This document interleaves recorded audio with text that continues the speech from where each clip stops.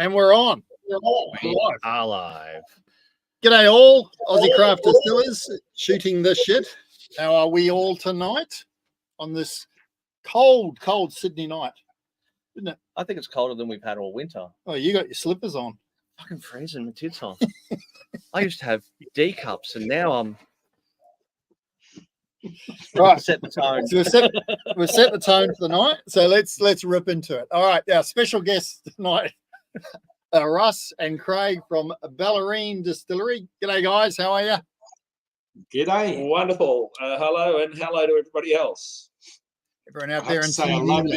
love your intro music, Crafty. It's boppy, gets you in the mood. good. I love the little wait until you hear the extended version in the closing credits. Really gets you bopping. Right. That's okay. Something to look forward to. We'll be in party mode by then. That's what happens when you get sponsorship money. You can do fancy stuff like intros. Partially cover costs. Anyway, all right. So We are missing one tonight. Todd is homesick with the Rona. So we told him to keep the fuck away, really. yeah, but it's like calling in for work. You know, I'm sick, I can't come in. But then he's on. He's on there with the question. So how sick are you, Todd? How sick are you? Yeah, I reckon we can still throw him under the bus. Yeah, we'll do it all night. Easier now. Yeah, it's easier. It is, absolutely. We won't get the sass. We'll just get actual silence. Yeah. Well, normally what he does is just hit the button and jumps off. Just disappears entirely. It's very true. All right, so let's kick it off. So, how long have you been on the whiskey scene from the start of the distillery? Well, the distillery concept was 2014. Right. Yeah. 2012? Oh, sorry, 2012. Right. Did we purchase the property in 2014? We've got some fact checkers in the Yeah, background. we've got the wife in the background keeping an eye on us. Yes, we decided that we'd have a crack at it and made some movement to get organised and realised that we would need a cellar door and somewhere to actually operate out from. So we kept our eyes open and purchased the property that we're currently on, which is a great little spot for visitors. And it's a great spot to have the distillery because it's rural farming country in a valley. It's on a road called Scotchman's Road. We're surrounded by wineries and and about 2015, I think we finally got permission from the council after a lot of toing and froing with them and started doing some real work down there to set the distillery up. We've been operating the cellar door for 5.5 years, and we probably were making product 12 months before that. Yep. 2017. Yeah. Craig came along during that period. Craig came along while it was a construction site and showed enormous interest. A bit like a bush fly, wouldn't go away. I was stalking them. I tried Mortine, I tried Eriga, it didn't work. Craig came along with a great deal of enthusiasm and a great understanding of the industry from an enthusiast's point of view. Yeah. From a drinker's point of view. Yeah. Yeah. Craig's quite technically minded and he had quite a depth of knowledge. And then we did that course. While we were chatting when we'd first met, he was actually prepared to go to Scotland and do the introduction to the IBD. And I said to him, well, I understand they're running one down in Tassie, which is the one that Crafty went to, and we've got to show that. We've got to show the picture. That was the class of 2017. It was 2017, wasn't it, Crafty? That we went. It was probably one of Van Gickney's most successful outturns because nearly everybody in the group went on and did something reasonably successful. Some Yeah, very successful. Can you see Crafty in the middle there? It's a bit blurry, isn't it? Yeah. So you'll have to give us a rundown of who's in there. Who are the? Oh, there's Holly. Holly's in there. Clinkworth's up the back. Heather Tillett's in there. Jimmy Rum. Jimmy Rum's in there. Jimmy McPherson. Jimmy Rum. Yeah. Smitty Clyde was Morton. there. Tin Shed. Schmitty was in there. Smitty was there. Yeah. The guys from Sullivan's Cove. That's why Heather was in there. Yeah. Yeah. Old mate was in there. Marty Pie. Marty's in there. Absolutely. Mr. Coburn. Mr. Coburn was in there. Yeah. Yeah. Mark Coburn was there. Yeah. That's Clyde. Clyde from up at Canberra. Yeah. You could go on and on. And this smooth-faced. Oh yeah, guy with smooth head. No hat Oh, on. yeah. John There was quite a. John. Yeah. That's right. Yeah, he was there. Yeah. I remember that. So it's a good group of people, and That's almost a who's who of the early Australian whiskey scene. well, there's Not that early. not that early, but the third wave. Yeah, the third wave. Yeah. It was great. We all had a great time down there, and I think we all picked up quite a few good tips on what to do, what not to do. It was probably more geared around a large distillery, large production. Alan Birchall, was it? That ran the course. He talked a lot of larger production houses. He did. Not so much craft. Yeah. So, but we all talked to each other, and everybody got a lot from each other, I think. So do you think, Todd's posted a question, how did you find the IBD diploma course? Was it worth your while in your distiller's journey? Yeah, absolutely.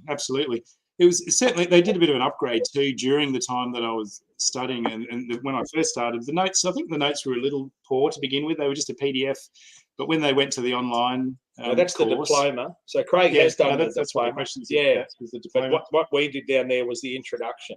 Yeah, Todd's asking about the family diploma. Oh yeah. And it was absolutely useful. There was a lot of good data in there. It was good reading. Some of the modules were pretty tough. The last one, engineering. I wasn't an engineer in a previous career, so learning about fluid flow and heat dynamics was it tested my brain. Yeah, right. Haven't done that. So what were you in a previous life? I was actually a geologist in a previous life, so the science background was there, but it was all about rocks, so a little bit different to whiskey making. But that was exploration, minerals, diamonds, gold. Right. Okay. So yeah, that is a far departure to get into spirits. I'm guessing if you're out on mine sites a lot, you're drinking a fair bit in your off time. So the passionate enthusiast, I guess, really gets a workout. You know, it's quite funny though, Luke. There are a few geologists. Sam Slaney's a geologist. From Starwood, yeah. I think you're right though, Luke. There was some fly in, fly out jobs where we're away for 4 weeks at a time. One role I had was in Southeast Asia, and they had good beer there in Laos, and the whiskey not so good. It was made out of rice. It was called Lao Lao, and that would give you a sore head the next day. But I would still have a crack at it again the next night. And by day 28, when you really don't want to be doing any more work, it was actually pretty tasty by day 28. Yeah, I'll bet. And by that time, you're already pretty pickled, I'd imagine. So anything tastes good. Exactly. So you've got a fair whack of product on your website from your gin and your whiskey there. How did you set out to start? Did you want to purely go down whiskey and then thought, oh, we need to do gin as well? Or was gin always on the cards and a passion for you? Or how did that, where did you start? Well, initially the concept was, I said to my wife I've been harping at my wife saying, wouldn't it be fun to make a whiskey? wouldn't it be interesting to get involved in whiskey production, only at a tiny scale. It was just the concept of making a whiskey. And I think she got sick of listening to me. And it was actually Laurel that said, well, why don't we start a distillery? And I'd got in touch with Bill Lark and had a chat to Bill, and he was most generous as he is, and encouraged us to. And the idea was to produce whiskey, but when you pay the sort of money we did for the property, and then you purchase a still, and then you spend 2.5 years getting the project through council and renovate 2 very old buildings on a 7.5 acre property, after spending a couple of years cleaning it up, there's not a lot of cash left. So you need some money coming in the door, and gin is obviously an easy one. Well, when I say easy, there's nothing easy about making a quality gin. No. And packaging it with quality and maintaining the quality. But it's a lot quicker than getting a return from whiskey, of course. So the gin along naturally. The whiskey came not long after, but of course it's still not ready for a couple of years. And it was funny, we had all sorts of reactions. People don't have a really good, solid understanding of what's involved, what we've all been through to try and get to the point where we've got constant production and a constant outgoing of whiskey for sale. They think, oh, you make a whiskey, you whack it in the bottle and, you get coin. But I've had all sorts of reactions down there. We call the cellar door the whiskery, just purely for different reasons. It was actually my niece came down when it was a project and said, how's the whiskery going? Thinking that's what you'd call a place that made whiskey. And we thought, what a good name for the cellar door. And it worked around the moustache. So we sort of inadvertent design for the cellar door logo. But I've had all sorts of comments from people that reckon I was kidding the public. You call it a whiskery, but you haven't got any whiskey. And I had a bloke argue with me one day down there, and he stood up. He got so frustrated in the finish. He told me he was a advertising guru and I'm misleading the public. And I said, well, mate, I've got barrels of whiskey over in the shed, and I've got 50 whiskies behind the bar. We make it, we sell it. You're surrounded by it, and you do actually have whiskers, which is and what we've got the whiskers. whiskery. And then I said, to him, do you realise there's no such word as whiskery? We made it up. And he just went, I've had enough, and he walked, stomped out. Left his wife sitting there. So I sat out and had a drink with her and said, what's wrong with him? And he stood outside waiting. It was quite funny, but there's a lot of ignorance around what it takes to get whiskey to the point of sale and quality. Yeah, so the gin was a good start though, wasn't it? Because it's a good crowd. It's a fun drink, and when you can make all sorts of cocktails, it did bring a good crowd down to the whiskery. The gin, no doubt, has been great at financing everything, and we've had a lot of fun with it, no doubt. And I enjoy the gin. I enjoy one of our pop products particularly. I love it. It's a cracking drink, and it brings people together for a bit of fun time. So yeah. And your branding is very unique, and the names, like the old Dodger, Teddy and the Fox. Where did that come from? They're all very cool brand. Yeah, they're all true characters. Little Billy's just here beside me on the couch. He was our first whiskey. Bad boy Billy. Teddy's my daughter's dog, and Teddy was down there with me one day when we were cleaning up the property, and a fox ran out of a little tin shed between my legs. And Teddy, a little staffy, they walk along, keep touching you with their nose on the side of your leg. Yeah. So the fox flew out right in front of him, and he chased it straight out across down Scotchman's Road and straight across the Port Arlington Highway on Queen's birthday weekend. Ooh. And there were cars all over the place, and I thought, oh, here he goes. He's going to be flat, and I'll be flat. Because I was only looking after him. But he came back through the traffic for a second to crack at it. The fox took off through the paddock. And we just thought, what a good name for the initial gin that we produced, Teddy and the Fox. And that's where the graphic came from. And the fox lived there on the property. Craig and I would see him around the distillery. He was there for years later. Yeah, wow. And Teddy's 10 now. He couldn't chase a fox now, old Teddy, but he and all the other dogs were all Trooper. He chased a kangaroo out of our backyard one day. Dodger was just a big lazy old bugger. That's the Navy strength gin. Big standard poodles. Massive dog he was. Rosie used to love killing rabbits. That's why she's chasing rabbits around a barrel. And all the whiskies have all been, the initial 2 whiskies were named one after Billy and then his sister, Sunday, who was Sister Sunday. So that is his sister. But they've all been, just fun stories that have happened on the property. And most of those dogs now lie underneath trees down there. Yeah, right. So you're obviously cat people. Yeah, and the bear, the bear was an interesting one because the bear was a charity project. That dog is actually a working dog up in Queensland, but he rescued hundreds of koalas out of the New South Wales bushfires. He is a koala rescue dog. And wow. Craig spent hours inventing that recipe. As you know, what it's like to invent a gin recipe. And we collaborated with all our suppliers, even the artist who's from Sydney, Stuart McLaughlin, wonderful fella, great artist, fairly significant artist actually. And we flew him down to meet all the dogs. So he's got the characters he's captured in those dogs is quite amazing. But we raised, in collaboration with Tarak and Saberglass, the label printers, we raised $40,000 towards that campaign, that dog rescuing koalas.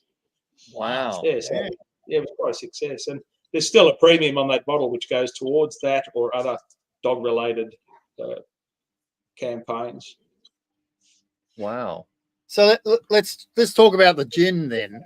Focus on the gin. So when you realised that gin was going to be an important part, particularly from a cash flow standpoint and having a product to sell, how did you approach gin? Was it something completely different than you'd worked with before? Oh, absolutely. Everything it was. I'm a fitter and turner by trade. All right. Yeah. Well, yeah, I've worked in heavy industry most of my life. I've done quite a few things, building houses and boats, and I was a garbo at one point. But most of my working life has been as a fitter and turner in heavy industry, mining, smelting. So the whole exercise of starting a distillery and making a product was all massively brand new to us. Yeah, we jumped in. Had you distilled before you started? No, just thought, you know what, we'll have a crack. And it was done pretty differently, really, wasn't it? We weren't trying to. Some gin distilleries, and they make fantastic gins, will put 10 plus up to 20, even 30 botanicals in the gin, and we thought we actually just want to make one or two the hero of the show. So Teddy was all about oranges and lemon myrtle, and that was a recipe that Laurel actually put together, traveling down to Tassie and working with Lynn, wasn't it? Lynn Lark and Bill.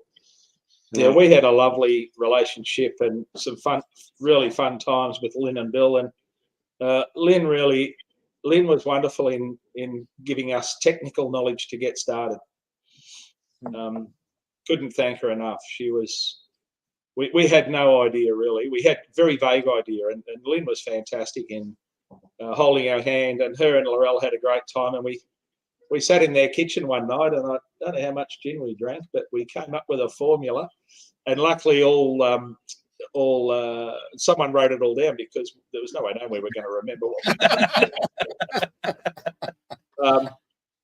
But so we picked out over that much gin, and sitting there thinking about things. What was that process for you? Like, did you have little sample pots or scent pots, or what went into creating that recipe? Everything was really fractional. You know, everything was recorded extremely accurately, quantities, and that whole process of getting the right mixture in a small sample and then extrapolating that out and then actually taking it home and then doing it through a still at home. And Craig and the guys in the distillery battle with that every day because we don't throw everything in the still and out pops the gin. There's only one gin in our range that's done in one hit. The others, every botanical is infused individually, and we know if there's any discrepancy. We know if we get something from another supplier and it doesn't come up to scratch, which happens.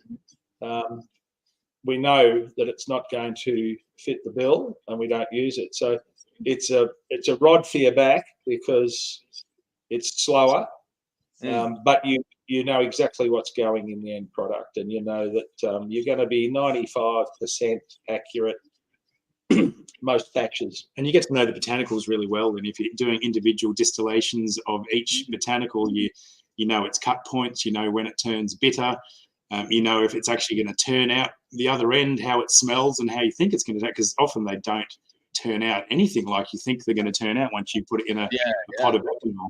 And the vapors that come out are different. That point about the cut points, we've had extremely successful distillers say to us that you can't distill lemon myrtle, it's a shit botanical, you know.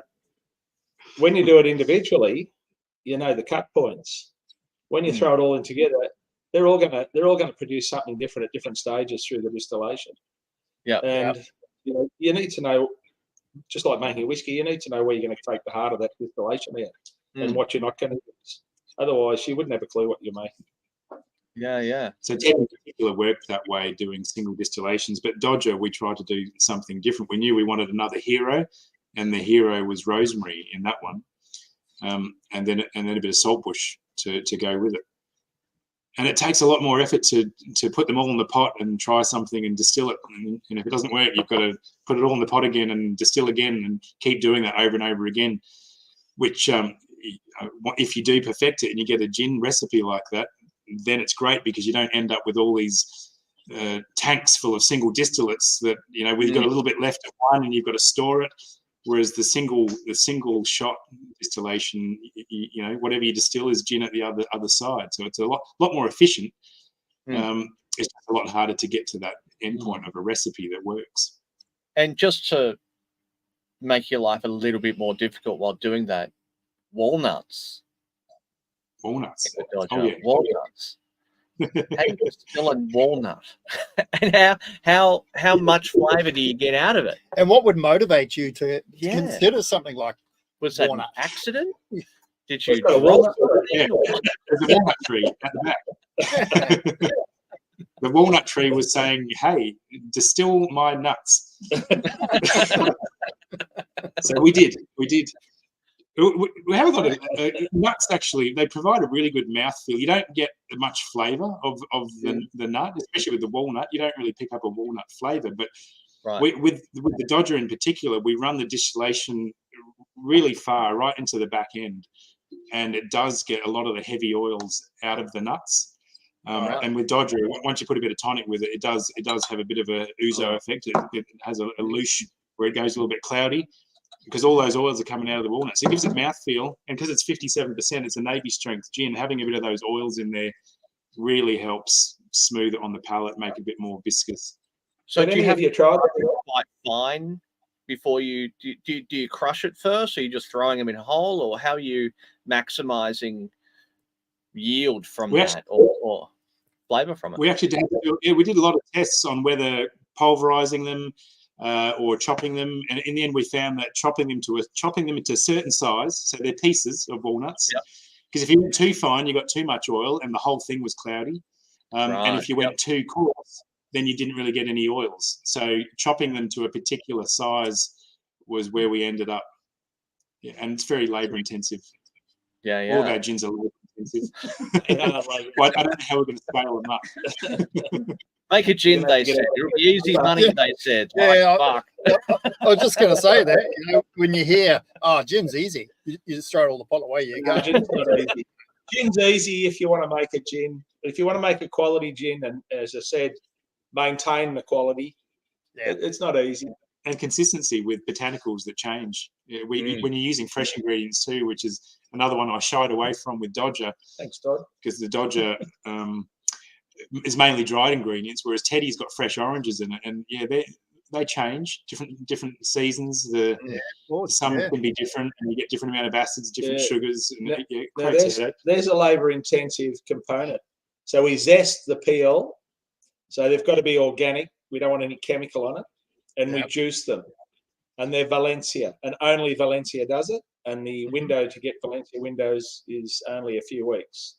That's right. That's for our recipe. I mean, for Teddy, the navels didn't work. It just totally changed the recipe. So Valencia's it had to be, and zest with none of the white pith on it, any bit of the white pith, and it gave a bit of a bitter character. So it's a delicate. So it's a delicate gin, that one. It's a fickle gin, and it's loved by everyone. Says Lorelle. She made the recipe, but it is universally. It's universally loved. It's no doubt. Universally, universally. Yeah. Everyone in the universe loves it. Yes. Have you guys tried the old Dodger? No, I'm before air. As you said, I'm coming down to Victoria over Christmas, so I'm looking forward to drinking everything, and I'm on holiday, so I'm not driving. Beautiful. You will be drinking everything. I'll be drinking everything. Yeah. Yeah. I saw you've still got some hand sanitizer on your website. I'll probably taste that too. Our first batch, you could have done that because we didn't know much about denaturing alcohol, but we learnt. So yeah, right. Smelt and tasted a bit like gin. The old people were splashing it on. Yeah. It was quite nice. It had a lot of orange oil. It was the early part of the Valencia orange distillation, which a lot of oil came out. You couldn't use it because it'd go milky white in the bottle. Right. And it was beautiful on your skin, and it smelled really nice. And people were splashing it around their gills, and Have you considered using those the bits that you can't put in as like beard oil and whatnot? It's a good idea. I like that one. Do you think we need some beard oil? Yeah, absolutely. Beard oil, distillate beard oil. You've got the components there. I'm just beautiful. Why waste it? Yeah, it's a good idea, Luke. We might test it out on you when you come down. Look, I've got enough of it, so sure, not a problem. Just all over my face, as they say. Crafty could probably put a bit up here. Oh, yes. Shiny top. So we forgot the most important question. You forgot. I didn't. You just cracked on. But we'll get into it. Phil Brain says, coincidentally, cracked a bottle of Teddy and the Fox tonight. Bloody brilliant. That's fantastic, Phil. I hope you've had it with. We tend to suggest to people that Fever Tree, the naturally refreshingly light, or the Mediterranean goes really well with Teddy. And an orange slice. Just a thin slice of orange as a garnish. Yeah. Very nice. We actually make a canned cocktail out of Teddy. And we So I am gonna ask you about your cans, but before we do that, what's in your glass? Yeah. What are you drinking? What are you drinking tonight? Oh, well. Now, we're under the impression that we were meant to showcase someone else's whiskey. Yes. Not our own. Yep. And we've the whole episode is of you, but a little bit for other people would be nice. Well, this is young Justin Farmer's Whiskey in Isolation. Yeah, right. Yep. Justin's a ripping young, well, not young really. He looks young, but he's not. He's younger than you. He's a bit, only a couple. Well, he's young. No one needs to know how old. No, they don't need to know how old. But Justin is a tremendous character who's got a passion about talking about whiskey, and he does little independent bottlings. Mm-hmm. This one he's done with Christie, down at Kalara, Yeah. Christy Lark.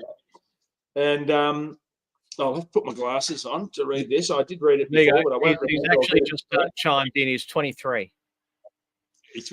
He's not 23, but he looks it. I don't know. I think he's found some secret herb somewhere. 32. Yeah. Fountain of Youth. 32. Fountain of Youth. No, you're a lot older than 32. We're actually pretty lucky because we're getting a sneak preview of this. This is his reverse into port. Yes, Which yes, is, yes. Spent Nice. almost 5 years in a tawny port barrel down in Tassie, down at Kalara, and then finished. So what he's done is, with bourbon.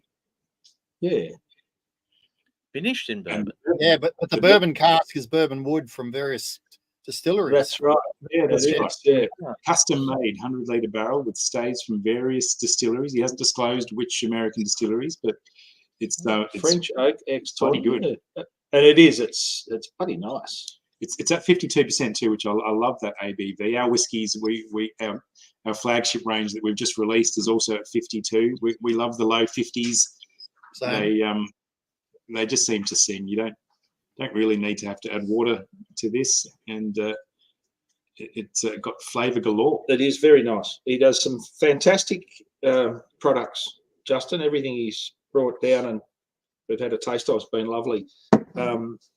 He comes down. He does do a bit of work with us also. He does do some markets with us, and he does work in the distillery. And he's a fantastic fit. He's a ripping bloke. Yeah, I think side by listening now and again. We're doing a tasting with him in Port Lonsdale. Actually, he's showcasing his whiskies. We're showcasing ours. yeah, Very nice. nice. So, whiskyinisolation.com.au for those playing at home. He's up to what? Release number 4? Is it? Is that? Cool. He'll have to tell you that. This outturns one of 80. I think it's more. And than I that. think it's more than 4. I think how many? He was going to do a whiskey. He was going to do it. I think this might be his 5th or 6th one, maybe. Yeah, right. Okay. He'll correct us in a second. He's knocking it out of the park. Hey, we didn't intend to. Don't have to pay late. I'm not. I There you didn't go. know he We've got evidence that he said that too. This is being recorded, Yeah, so yeah. you're cool. Take a screenshot. 6 releases on the day there. Well done. Yeah, no, it's excellent effort. He's done an amazing job. His knowledge is wonderful. Wonderful. Yeah, I'll so definitely it's a check great those time. out. Well, And Christy, Todd, homework for you. Todd, Justin, connect and we'll get an episode. Yes. We Oh, brought him along. We've talked about it. Yeah. Yeah, we have talked about it. Just a matter of Following up. lock it in. All right, so you're drinking that? So you're drinking that? Yep. Yeah. What else on the list? Or you just got What to else polish is on that? the list? You're going to polish that one off tonight? Yeah. And then we will move to our own whiskey after We've that. got our own Uh-huh. baby here. Very good. This is the new one that we released, the Oak series. This is something we've done a little bit more affordable and also with a wholesale price. But this is a cracker. This is something Craig thought up to have an expression that talked about the oak, and the spirit in that is magnificent.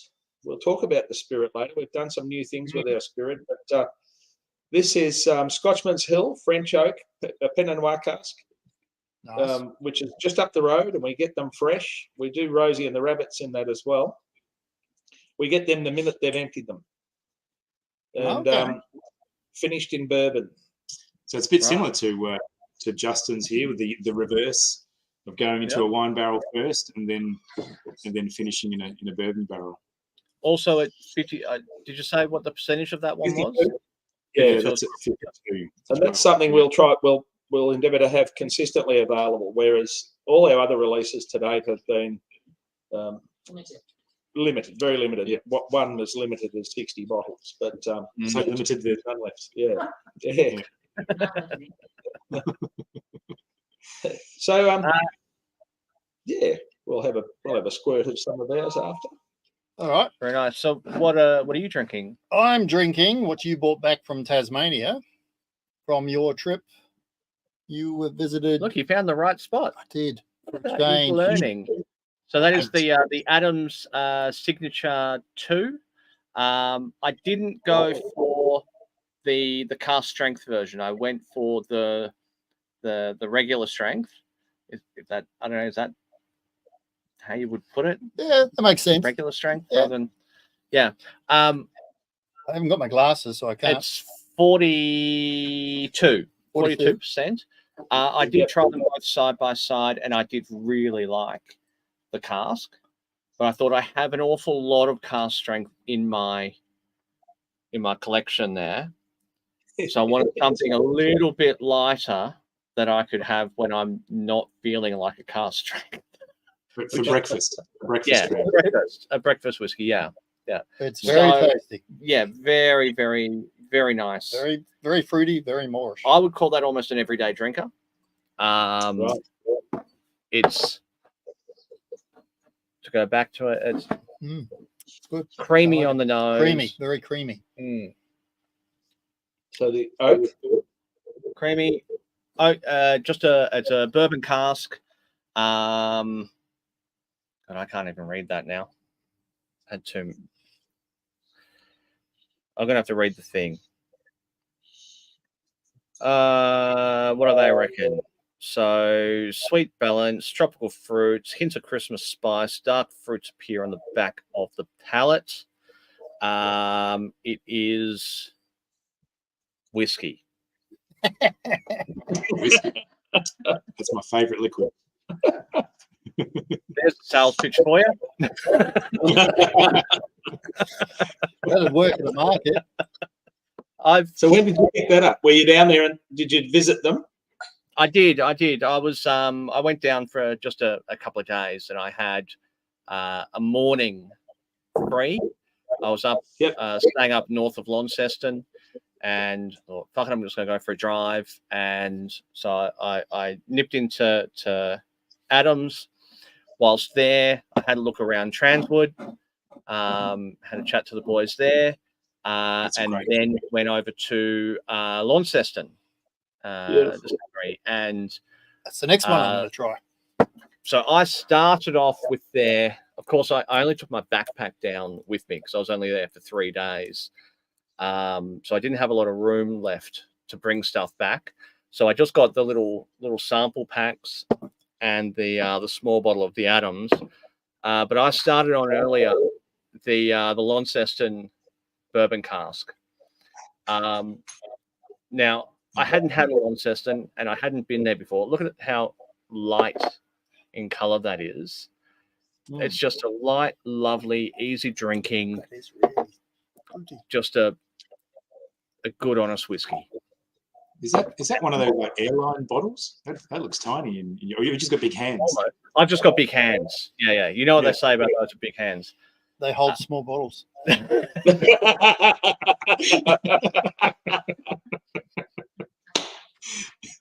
It's quick. Keep it moving.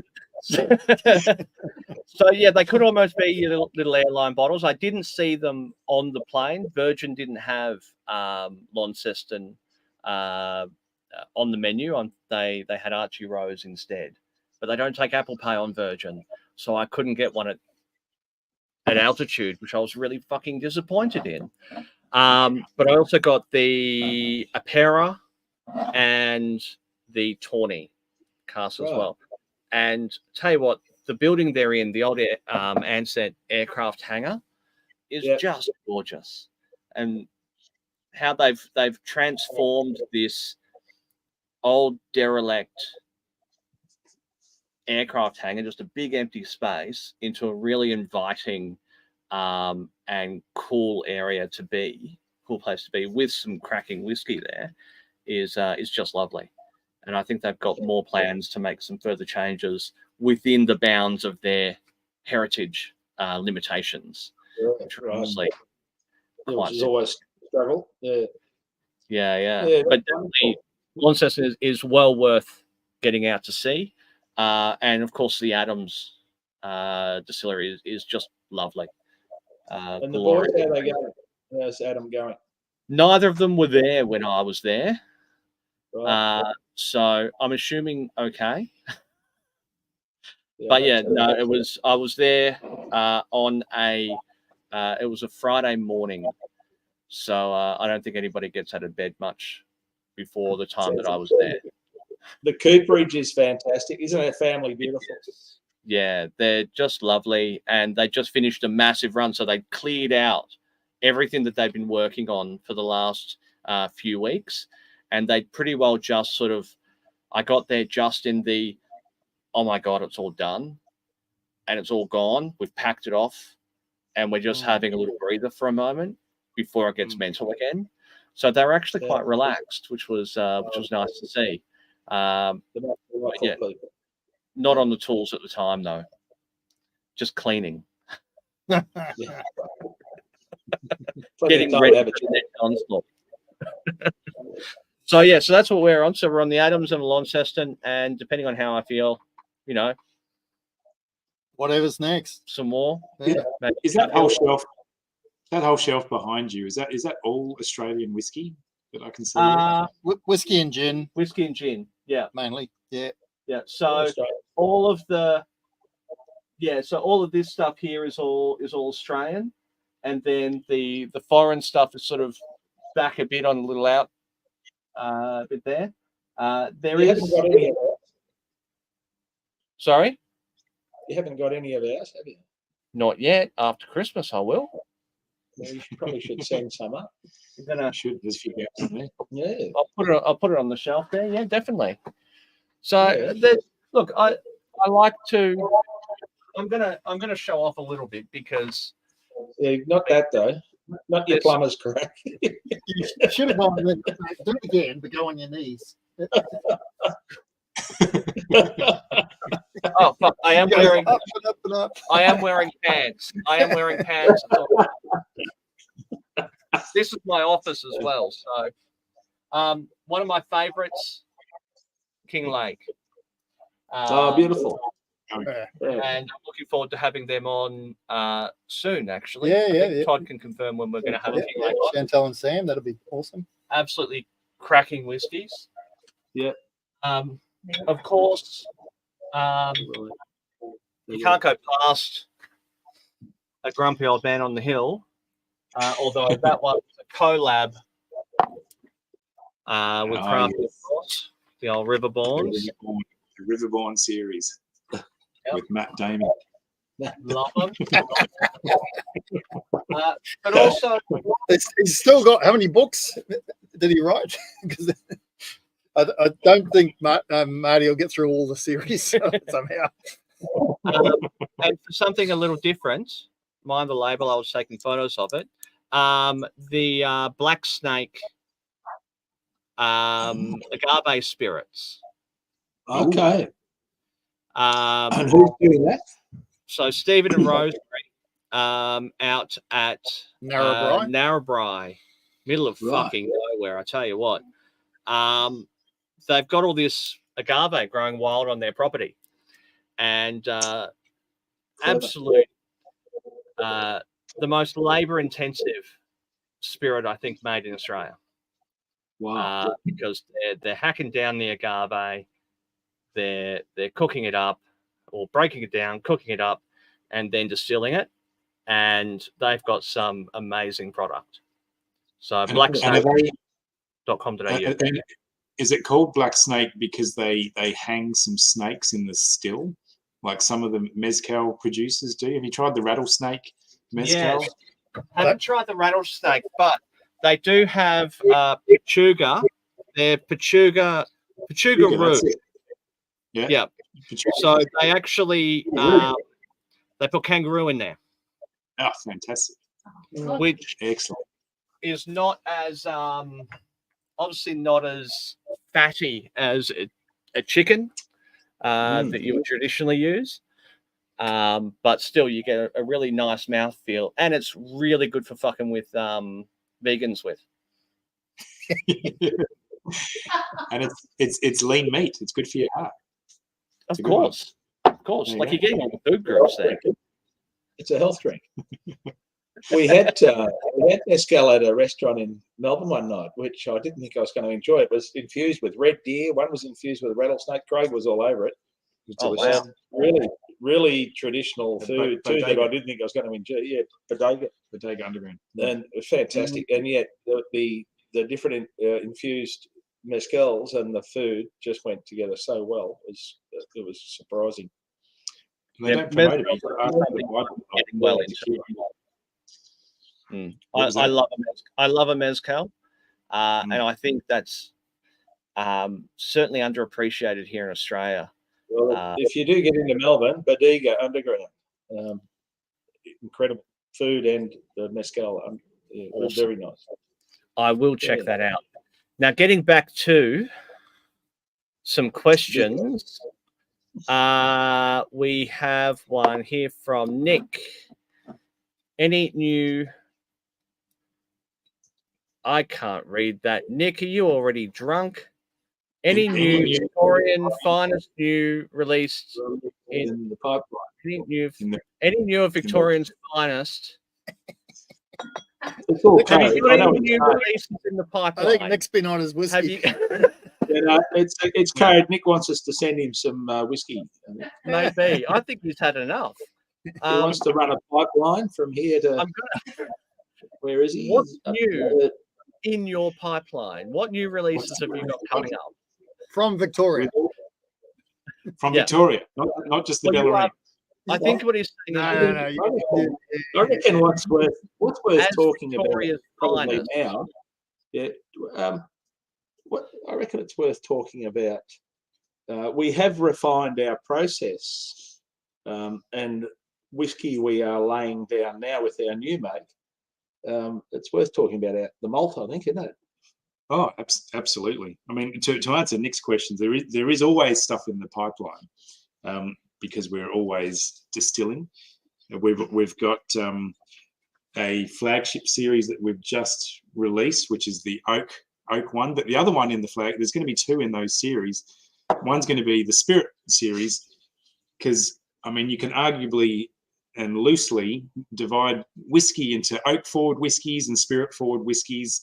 The example I always like to look at is the Lagavulin 12-year-old, which is a beautiful whiskey, often in refill barrels. Lately, they've used a bit of virgin oak as well, but adds a nice character. But it really lets the new make shine through.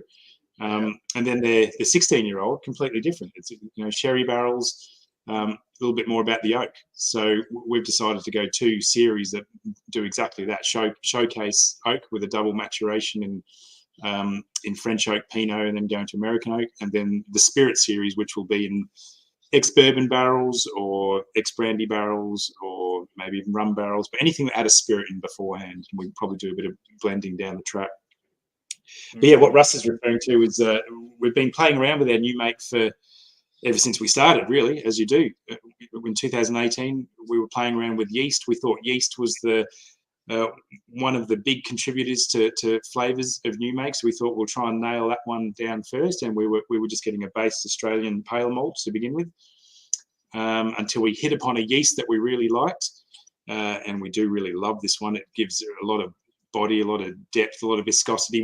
Russ and I like whiskies with a lot of mouthfeel, something with a bit of meat and texture. So we wanted to find a yeast that was creating these higher chain esters, and we did find that. You got it? I got him. Doing a Mr. Miyagi there with a fly there, Luke. You need some chopsticks. You can now leave the temple. What?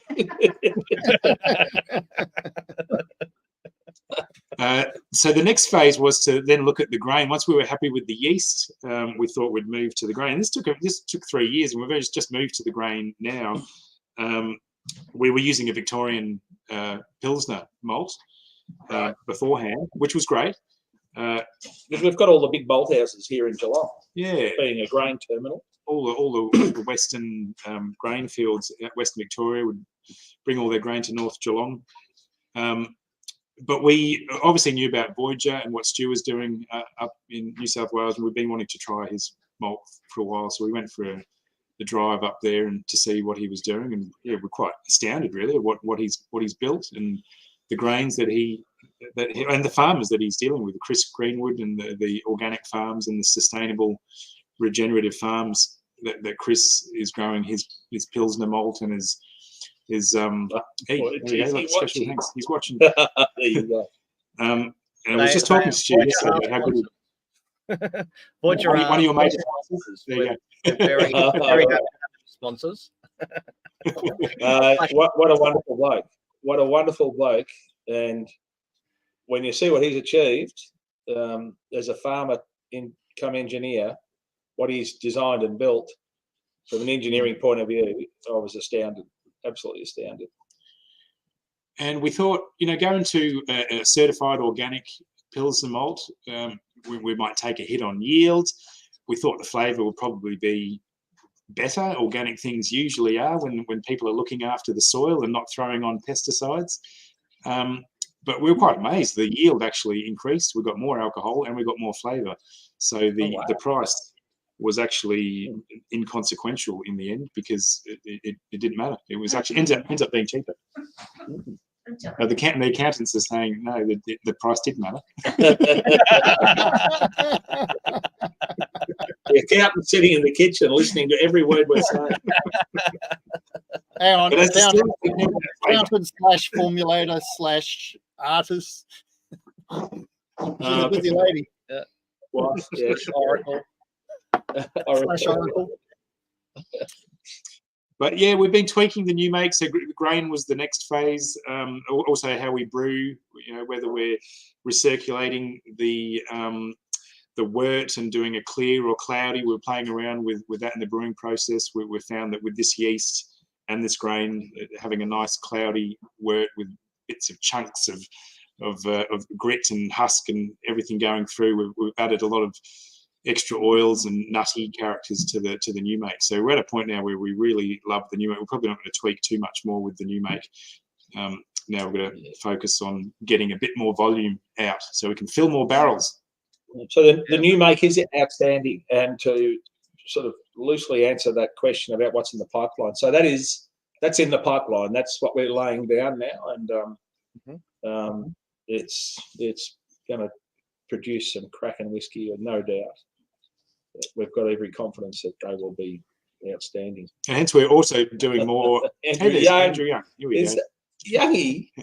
Now we had to make a mention of Youngie tonight because Andrew, we haven't seen it or spoken to you for quite a while, but the French oak casks, Pinot Noir casks that this is being produced in are casks that Youngie coopered for us quite a while ago. Awesome. They have produced some lovely outcomes. We loved working with Youngie. We're going to actually send you a bottle, mate. We won't tell the accountant, though. Don't tell the accountant. We're going to send you a bottle, Youngie. The accountant is listening, and yeah. Youngie also happens to be a sponsor as well. Good on you. Yeah, no, he did a beautiful job. The cast was fantastic. The batch one of this oak series was actually 7 100-litre barrels that were French oak from our local winery, but then we sent them over to Youngie. Well, we took them over, didn't we? I drove over with them and then went back and picked them up. Oh, shit. Yeah, little Billy was a little puppy, so we might get Billy to feature in a minute so that Youngie can see the change in Billy. That was great, and that was just before COVID. In fact, they had a ship full into Adelaide and dumped COVID in the country. That's almost where it started. Yeah, and we were actually at the cooperage when it happened. Yeah. Wow. Yeah. So they caught it and spread it. Yeah. Good man, he says. Good man. Yeah, Youngie's powering along too. Yeah, it's spending a lot of time over in Fiji. Fiji. And we were talking rum back when we were there, actually. Yeah. Mm. We will get over. We're going to be travelling over there early next year, Youngie. So we'll see you. Nice. Justin, everyone can have a Bellarine Distillery whiskey in their own personal pipeline. Private barrel program is so good. Really great cask available. Some famous people already on board. Well, I think you're going to be paying him more this week on the payroll. He's already said this for free, so may as well milk him. Yeah. So we have started a private barrel program, and we've taken a long time to do that because we wanted it to be absolutely airtight for all concerned. Yeah. And it is, and we probably in about 5 weeks we've probably sold 7 barrels. We sold 8 barrels. 8 barrels. Yeah. With a few more interested people. Yeah. Really successful. So 7,000 for a 30-litre barrel. Yep. If I'm reading the website right there, and you've got there's a few different types there. A Canasta Cream Sherry, a Pedro Jimenez, Tawny Port, Oloroso, and a Pedro Jimenez Sherry with peated Tassie single malt. So these are all second fill 30-litre barrels that originally had European fortified wines, ports, and the sherries. Yeah. And then a Tassie distillery then filled them with their single malt for about 4 years. Right. And one of those PX casks had a peated spirit in it. Right. And it smells great. It smells fantastic. If I was to choose one myself, I'd choose that one. Actually, I've been thinking we should actually have one of our own barrels each, Russ. We haven't done that. Why not? I don't know if the accountant would agree with that. Well, the accountant doesn't know, won't hurt. Oh, I don't know. I think the accountant quite happy. knows everything. You'd I be taught him paying a slip. $14,000. That's right. Yeah, $14,000. So there's a bit of peat going around in Victoria, and I've heard. So I know down other side of Colac, there's a lot of peat, but it's not peating. Oh, peat bog, yeah. You're not allowed to mine peat in Victoria. It's actually peat bogs are protected. Victoria's very anti-mining in general. Will it change? If we were fix that. If we were to do any peated product, we'd probably get some off Bill Lark from his smallest mine in Australia, his little peat mine. But in Victoria, it's protected.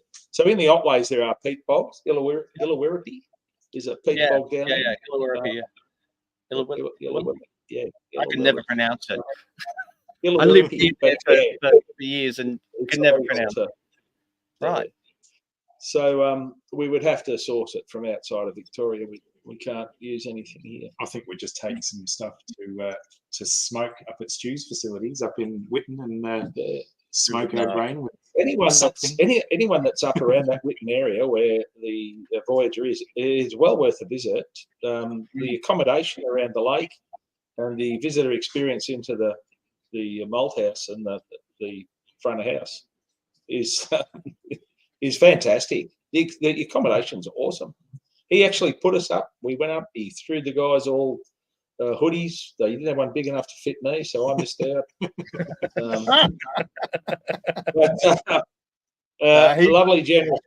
Lovely, generous fella. He's the host with the most, Stu. He really is. He's a great guy in the industry, and it doesn't matter how big they get. If you ring, he picks up the phone. He's always there. He's always helpful. And on the smoking front, yeah, absolutely. I vouch for that. I did a project with wood shavings from Young East Cooperage, and we warm smoked some malt. Stu smoked it for a week. Delicious, absolutely delicious. Smoke juice. Yeah, the original smoke juice. Yeah. So the barrels were they? They're actually they were actually Youngie. They were Youngie barrels, which I'd filled with new make spirit as an indie bottler, and then refilled. So came up with something which was really juicy, fruity, and a light smoke. And so I've done another batch as well. But the smoking, it's a good option. It really is. Yeah. And the likes of Lee Atwood, he's done it with red gum. Archie Rose, red gum. And stringy bark, I think they did too. Stringy bark, yeah, and others as well. So, yeah. and as you said, an impressive facility. It's Yeah, the funny thing about Voyager, as you know, is you drive along, and go, where the hell am I? And then boom, it's just in the middle of nowhere. Yeah. To think that he Middle of designed that, he designed all that hardware. Yeah. That is. That's the bottle of Crafty's smoke juice that I've just flashed on the screen there. Nice. Is that the one with Youngie's barrels? Yes. Yeah, that was the one. Yeah. Yeah. Yeah, no, you're right. Stu designed a lot from the ground up, and yeah, he's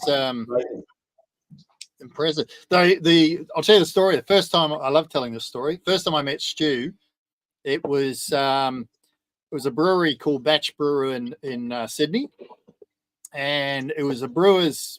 It was a come and have a beer, and we'll tell you all about the barley. So Stu was there, and Brad was there because of the two of them, and I was up the front.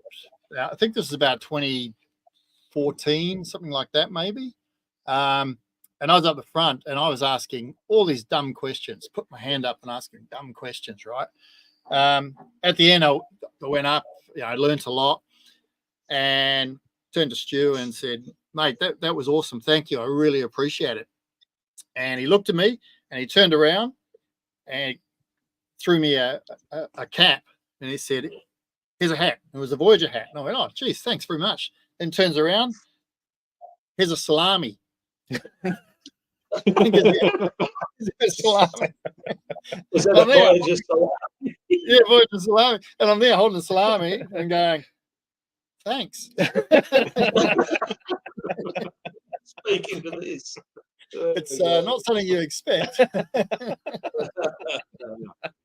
Carry that. God. Circling the back, pipeline. I'm just thinking, a little bit. Sorry to jump in, but pipeline things that we've got in the pipeline. We've actually got a new still coming from Still Smiths in a couple of weeks. Oh wow! Okay. Yeah, a beautiful. How big is that? Sorry. What size is the new still? 800 litres. Yeah, right. Okay. A beautiful piece of craftsmanship. They do incredible work. We're going to fire everything with steam. We've got a boiler coming, and we've just extended the distillery and built a new bond store, which is quite sizable. 368. I saw the photos. 68 square meters. Yeah, so it's come up. It's come up very nice. Yeah. So we've got quite a lot happening, and we're flat out keeping up with it all. And Craig has got the unenviable task now of replicating what we've been madly producing out of relatively quite small stills. Not relatively, tiny. Tiny stills. People see our stills, they go, "You make all that out of that?" They're literally this big. They're 30 litre stills. And we do. We make a lot of product. We make about 20,000 bottles, I think, a year out of these 30 litre stills. It's insane. how many 30-litre stills do you have? We had 3, and then we retired one, and we've got 2. Yeah. Wow. We do have a. Rain pump size. No, it's the Olympic type. Yeah, those Portuguese. Right. Portuguese. Okay. And we do all our juniper infusion through a 90. What is it? How big's that? It's 120 litres. 120 litre still. So we've got a collection of different stills, but it's amazing how much product that the boys pump out of it. Yeah, so this you must new be running still- those 24 hours a day. Yeah. A lot. Yeah. Yeah. Those little stills, they do all the individual botanicals, so it's not doing the juniper base. So you can bash out a fair bit when it's only 20 or 30% of the recipe. Still, Right, still a lot. Yeah, they run twice a day, every day. Yeah. They're busy. So the new still will be a game changer, but it'll take some tweaking. Yeah, I'm looking forward to it. Love a You won't challenge. know yourself. No, You won't. You'll be wondering, His where do wife I put won't- it? His wife won't want to know him. The best bit though is having some space, because we've gone from being in a distillery where all of our barrels were packed to the roof. We couldn't move. You had to sort of walk sideways everywhere through the distillery. I'm sure many people would It's crazy. understand that. And we've just extended. So what we did after the barrel hall has been built, we got to move out these barrels. And we almost had to slow down whiskey production because we had nowhere to put these barrels. And now we've gone to a massive shed that we really need to do some serious whiskey production, because now that it looks empty with the barrels that we had in the distillery. So we put on an extension on the distillery too, so we can now house the new still. And we've got space. We can do cartwheels down the distillery. Space is I can. it's underrated. Yeah. No, Russ. He's young. Yeah. It's amazing what space does just for your mental well-being as well. Like you can feel imagine. excited when you're all crammed in, and then all of a sudden you feel a bit more loose, a bit more relaxed. Yeah. So that shed's been a game changer for us. It's amazing what that does for your mental well-being. Yeah, this helps the mental well-being too. Yeah. It's like when you got you're really tight for space, you make a decision to do something, to move something, but you got to think it and go, if I move that, oh yeah, how's it going to affect something else I'm going to do down the track? And you got to think steps ahead, don't you? Which is very tiring. Yeah, it's crazy. It's time, and it also it's helped with just maintenance of barrels as well, because these barrels were all crammed in corners and stacked up. You don't even notice that some of them are leaking out the back through a stave until you see a patch on the floor. But these were actually dripping onto other barrels that were soaking into the wood. So we didn't see. Once we put it in the new shed, we're seeing these little patches on the concrete and go, oh, that one was actually leaking. We've got to fix that one. So being able to put them all out in a row and being able to look at the back and the front of the barrel has been very helpful. We're now reducing what the angels are getting. Yeah, they don't need any more. They take enough as it is, bastards. They do, yeah. They probably take more up your way, I would imagine. They take a bit. They do. And leaky barrels are a concern, particularly as we're now moving into the warmer weather. Barrels, which were okay, are now starting to show some signs, early signs. We've never had a Youngie leaky barrel, actually. No, we haven't. We haven't had a leaky barrel from Youngie, and in fact, the French oak, generally, we've had no issues with. It's the American oak. The American oak bourbon barrels, they seem a bit rough and ready sometimes, and they leak all over the place. But we've been learning how to fix them. What I find is the Spanish, the sherry cask, port cask, the bung stave. That's always the one which is problematic. It just cracks. Cracks. Through the bung. Through the not even necessarily through the bung. Right next to where the bung hole is, or further down towards the hoops. But a lot of them, they just crack on that line. I had one that went like that, and luckily, I didn't realize, and then luckily that was getting pulled out, and I saw it. It was okay. It was still. Geologists would call it a tectonic plate movement. Oh yeah, absolutely. Virgin plate boundary. Absolutely. I call that almost a catastrophic failure. Yeah, no, I haven't Total fuck up. Yeah. Jesus. I've had a near miss. So, look, we've been busy down there trying to stay afloat, trying to stay above the waterline. Yep. We're spending a lot of money. We're endeavouring to make a world-class spirit and a world-class whiskey. So everything the boys are doing in the distillery and the way they're running it is all about quality. And all this work has combined. Like I think we were talking before, Crafty, about markets, and we've seen a bit of a downturn this year. It has been a bit of a sad year. I'm hoping this summer picks up. It doesn't help when interest rates are going up and everyone's struggling with the cost of living. Yeah, interest rates, petrol prices, all the rest of it. Yeah, and these are luxury items. Although some people probably class them as necessary supermarket goods. Sometimes I do. Whiskey. My wife doesn't. Yeah. Your wife doesn't? No. I'm not sure whether we should mention it here tonight, but I've had enough whiskies to probably do it. We're actually meeting with Richard Marles tomorrow, the Deputy Prime Minister, to discuss the excise tax and the damage it's doing. Right. Yeah, right.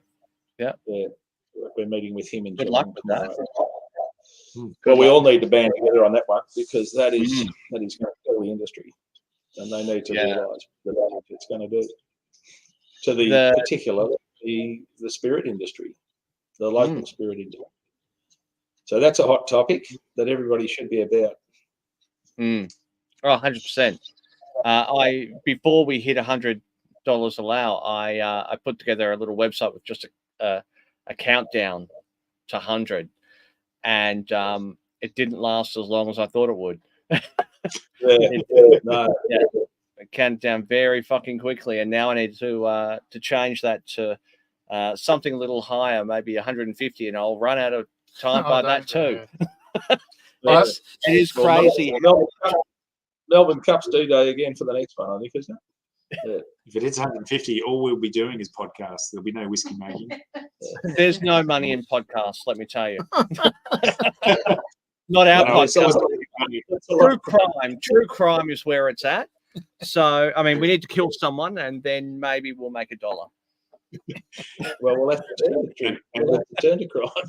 And we'll be drinking cheap imports too. That's what we'll be drinking.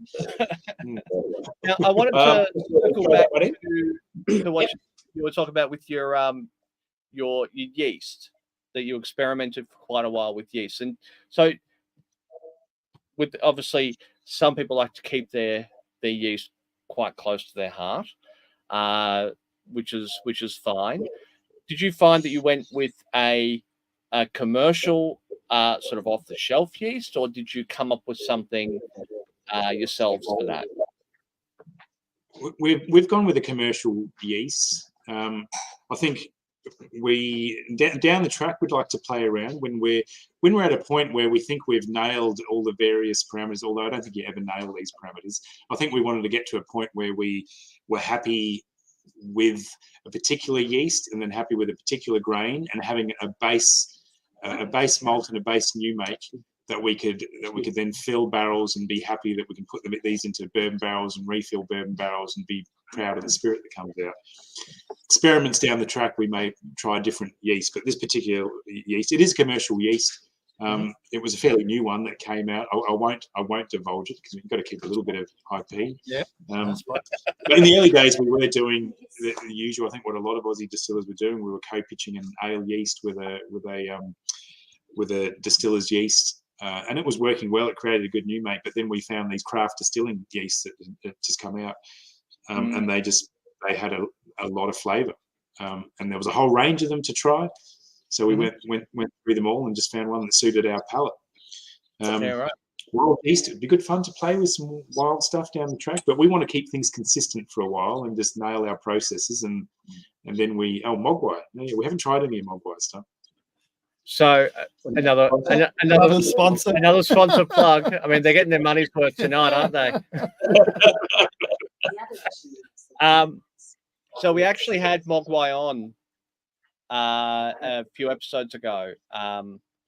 So definitely worth having a look at what they're doing in cultivating wild yeasts and real local yeast, coming up with your profile based on where and what you're looking for.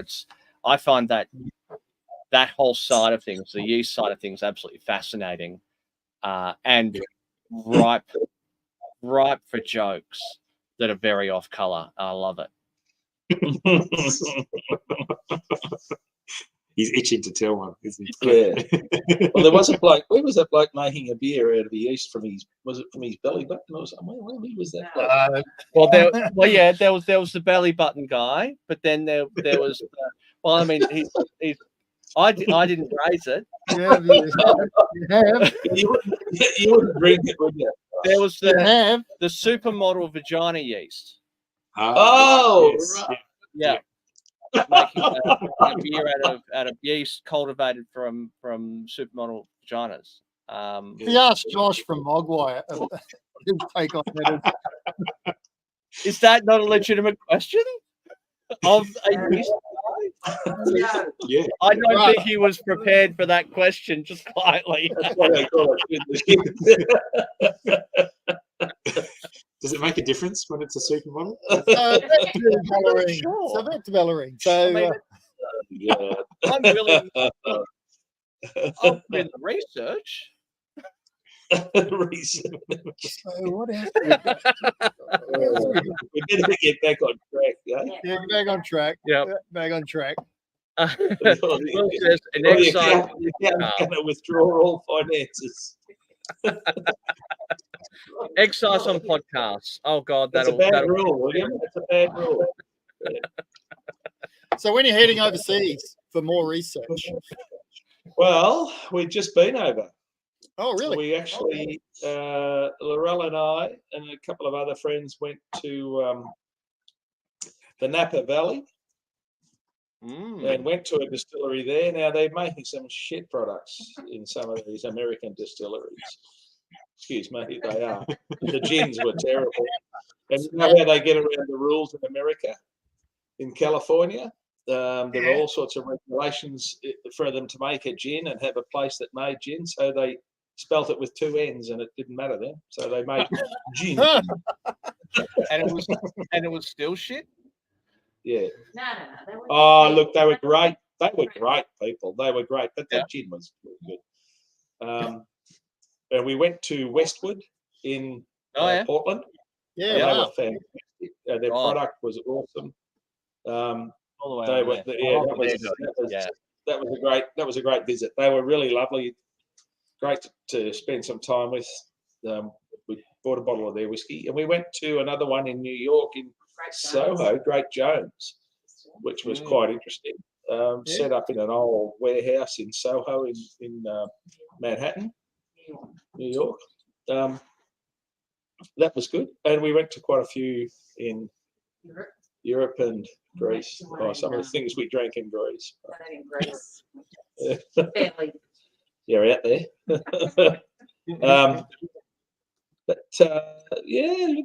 Where the Australian distilling is right up there and ahead of a lot of what's going on elsewhere. There's no doubt. I think it's got a lot to do with the quality of what we've got available to us, but also our intention to create quality product. I think probably competing with such quality imports, we strive to create good or better than what's imported into the country, and in a lot of cases we nail it. We knock it out of the ballpark, so to speak. But some of the stuff we tasted over there was pretty ordinary. One distillery we went to in Naxos, 125 years old, and they had three. I can't remember what they called the spirits. Citron. Probably shouldn't say it out loud, but one was bright green, one was bright yellow, and one was bright red, and that's just how they remembered the ethanol that was in each. And geez, it was ordinary to drink. They're all the same, just different in ethanol, and the colour was the colour code for the ABV. And it was shit. That's one way to do it. Right. So, gee, what's going on here is pretty exceptional. Other than that, we are planning. I would love to go to the session that Jane Overeem's got happening in Japan next year. They're doing a tasting over there, which would be a fantastic opportunity to get to Japan. That would be awesome. I think Dave Broom and Jane Overeem. Yeah, we're gonna have to sell a few more whiskies, I think. Dave Broom's going to be staging that one with Jane, which would be a fantastic show. I did get to Scotland last year. Yeah, middle of last year. I said to Craig he should come, but he was too busy. Someone has to run the distillery, And had an amazing time in Arbalea, staying at. If anyone travels to Speyside and stays in Arbalea, you've got to stay at the Dowans, the most lovely family. the old original home of the people that built Cardew Distillery, that owned Cardew Distillery. It was their home. It's a fantastic spot to stay, and you're right in amongst all the significant distilleries. It's just the most beautiful location to visit. And that will be on the list again. Absolutely. We'll go back. Absolutely. And travel further into the north. Itching to get back to Scotland. I'm hoping to do Ireland next year. Beautiful. And I've sort of negotiated that if I'm allowed to do in whatever time it is that we're over in the UK, if I can do one distillery, yes, with the boss. Yeah. If we get to do one distillery, I'll do Waterford. Yeah, right. Yeah. So Really? my hope is to go to Waterford, take my Irish mate who lives here and is hopefully going to be over there at the same time, and we'll go and hopefully do a bit of a tour of Waterford. That'll be brilliant. Make sure you get to Dingle Distillery. All right. Yeah, it's Cork. County Cork. County Cork. What a bunch. Great bunch. Yeah. It's not too far from Waterford. That's Is South. it? Yeah, that's South. Yeah. Yeah. Ring of Kerry. Yeah, Absolutely right. awesome. Awesome. Yeah. Yep. Fantastic.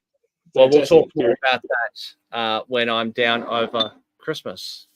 Yes. Places that you've been, and we'll figure that out as well. Just before we wrap it up for the evening and let you get back to the still, Craig, because you've been away for a while and probably need to get back to work. Just throw it out to the floor for any final questions before we let the fellas go for the evening. It's been great chatting with you, and I'm definitely looking forward to coming down over Christmas and sitting down for a few bevies. It'll be good. I'll bring my dad. I'll bring my brother, maybe the brother-in-law as well, and one of them can drive because sure as shit I'm not. If you're travelling out of Geelong, we can organise. We've got friends that'll pick up, drop off as a business. But there's that option too. There's plenty of that around the peninsula. Yeah, Drive Me Bellarine. There's a shout out for Jason. Drive Me Bellarine. He's got a business, and he'll pick up, drop off. Yep. Yeah. So we can organise that, Luke. But awesome. If someone in your party is willing to stay sober, which no one in my party does that. Yeah, it's wow, that's a lot of pink. On the Drive Me Bellarine. I'm just going to whack up that website. I'll have to tell him you said that. It's his favourite colour. You think? It is a lot of pink. There you go, on that website. Yeah, on my big screen, it's like, wow. Yeah. He's a character. He's an character. Yeah, drivemeballarine.com.au for those looking to get from. So they go from Geelong, do they? He'll drive up to Tullamarine. He'll go anywhere. Yeah, he'll drive all over Geelong. Yep, he'll take you wherever you need to go. Gee, that's cheaper than Uber. Return transfers across the Bellarine, Surf Coast, and Geelong from $90. That might be per head. Per head. Who knows? But anyway, but he is good. He's good. Yeah, right. Great. Awesome. And he does. Right. He's got another business. He does beautiful smoked fish. Anyway, I hope you serve that on the bus. Well, thank you very much. Thank you for joining us. Was there questions? Were there any questions? There wasn't. I'm just going to cut them off. They're not typing quick enough, so they're going to miss out. But of course, they can jump onto your website, bellarinedistillery.com.au. And of course, from there, you can get access to all your socials and that sort of thing. I'm sure I didn't even look to see whether they were there, but I'm guessing they are. Oh, yeah, they were. Facebook, Instagram.